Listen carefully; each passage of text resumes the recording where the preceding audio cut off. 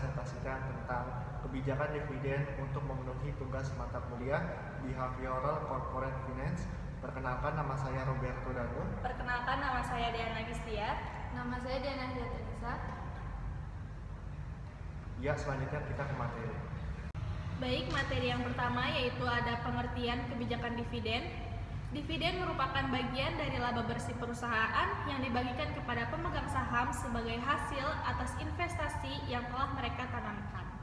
Pembagian dividen ini biasanya ditetapkan melalui keputusan rapat umum pemegang saham atau bisa disebut RUPS, sehingga tidak seluruh laba perusahaan harus dibagikan, melainkan dapat disesuaikan dengan kondisi dan kebutuhan.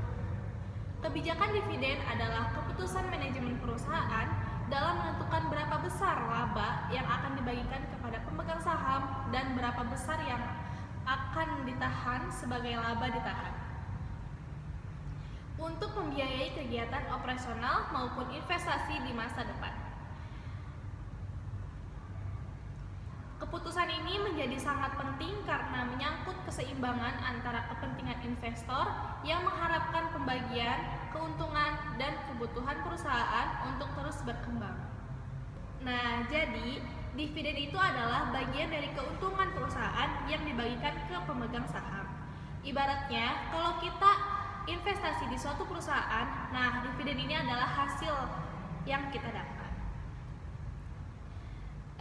Tapi nggak semua keuntungan pasti dapat, karena disinilah pentingnya kebijakan dividen. Kebijakan dividen itu adalah keputusan perusahaan mau bagi berapa ke investor dan berapa yang disimpan untuk kebutuhan perusahaan ke depannya. Baik, selanjutnya ada tujuan utama kebijakan dividen. Yang pertama ada memberikan keuntungan kepada pemegang saham. Yang kedua ada menarik dan mempertahankan investor. Yang ketiga menjaga stabilitas harga saham di pasar. Yang keempat menunjukkan kinerja dan kesehatan keuangan perusahaan. Dan yang terakhir adalah menjaga keseimbangan antara dividen dan laba ditahan. Kenapa sih kebijakan dividen itu penting? Yang pertama, untuk kasih keuntungan ke investor. Yang kedua, supaya investor tetap tertarik dan gak bubar. Yang ketiga, buat menjaga harga saham tetap stabil. Yang keempat, nunjukin kalau perusahaan itu sehat secara keuangan. Dan yang terakhir, buat menyeimbangkan antara bagi keuntungan dan menyimpan untuk masa depan. Selanjutnya ada jenis-jenis dividen. Yang pertama itu ada dividen tunai atau cash dividend, yaitu dividen yang membagikan dalam bentuk uang tunai kepada pemegang saham sesuai dengan jumlah saham yang dimiliki. Yang kedua ada dividen saham atau stock dividend. Jadi dividen yang dibagikan dalam bentuk saham tambahan sehingga jumlah saham yang dimiliki investor bertambah tanpa menerima uang tunai. Yang ketiga ada dividen properti, yaitu dividen yang dibayarkan dalam bentuk aset selain kas seperti barang atau investasi lainnya yang dimiliki perusahaan. Jadi dividen itu ternyata ada beberapa jenisnya. Yang pertama itu ada dividen tunai. Ini yang paling umum, jadi bisa dibayar pakai uang. Yang kedua itu dividen saham, jadi investor dapat tambahan saham bukan uang. Yang ketiga ada dividen properti, yaitu bayar pakai aset lain selain uang, walaupun ini yang paling jarang terjadi. Selanjutnya kita ke jenis kebijakan dividen. Yang pertama itu ada kebijakan dividen stabil, yaitu perusahaan menetapkan jumlah dividen yang relatif tetap setiap tahun sehingga memberikan kepastian dan kestabilan bagi investor.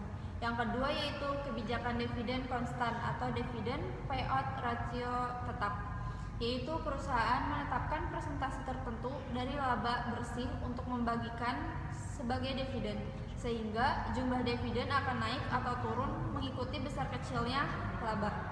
Yang ketiga yaitu kebijakan dividen kompromi, yaitu kombinasi antara dividen stabil dan tambahan dividen pada saat laba perusahaan tinggi, sehingga tetap menjaga stabilan namun memberi bonus ketika kondisi perusahaan baik. Jadi jenis kebijakan dividen itu perusahaan juga punya cara berbeda dalam membagikan dividen.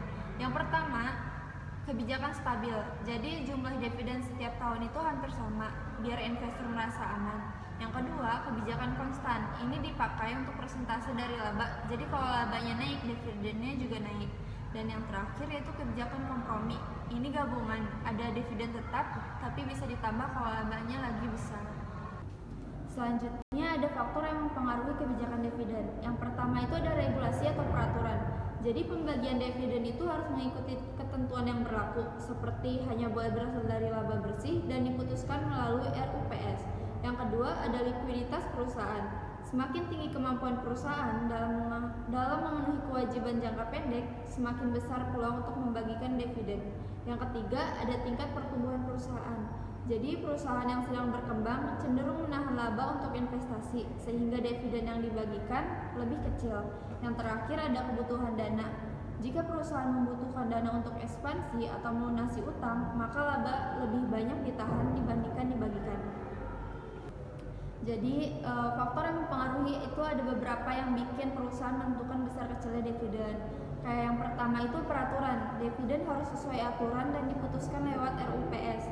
Yang kedua, likuiditas. Kalau perusahaan punya cukup uang, baru bisa bagi dividen. Yang ketiga, itu pertumbuhan perusahaan. Kalau lagi berkembang, biasanya laba ditahan dulu. Dan yang terakhir itu kebutuhan dana. Kalau butuh uang buat ekspansi atau bayar utang, dividen bisa dikurangi. Selanjutnya ada rumus kebijakan dividen. Rumus kebijakan dividen ini ada 3. Di antaranya pertama, dividen payout ratio atau DPR. Rumusnya dividen dibagi laba bersih, menunjukkan presentase laba yang dibagikan sebagai dividen. Kedua itu ada dividen per share atau DPS. Rumusnya total dividen dibagi jumlah saham, menunjukkan besarnya dividen yang diterima per lembar saham.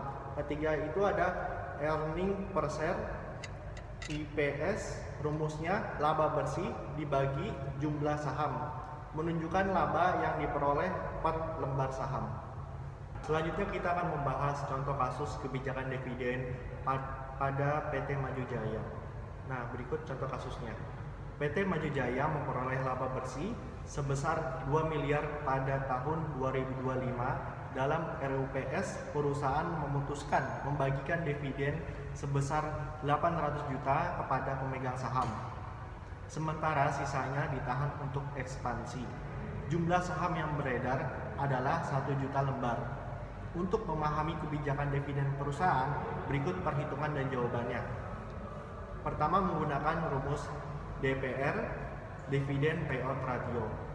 800 juta dibagi 2 miliar, hasilnya 40%. Selanjutnya menggunakan rumus dividen per share, DPS. 800 juta dibagi 1 juta lembar saham, hasilnya 800. Selanjutnya menggunakan rumus earning per share, IPS. 2 miliar dibagi 1 juta lembar, hasilnya 2000. Nah, kan sudah mendapatkan hasil, maka hasil perhitungan menunjukkan bahwa perusahaan membagikan 40% laba sebagai dividen dengan setiap pemegang saham, menerima 800 per lembar saham. Sementara itu, laba per saham sebesar 2000 menunjukkan bahwa perusahaan masih memiliki kemampuan yang baik dalam menghasilkan keuntungan. Kasus ini menggambarkan bagaimana kebijakan dividen digunakan untuk menjaga keseimbangan antara kepentingan investor dan kebutuhan pertumbuhan perusahaan.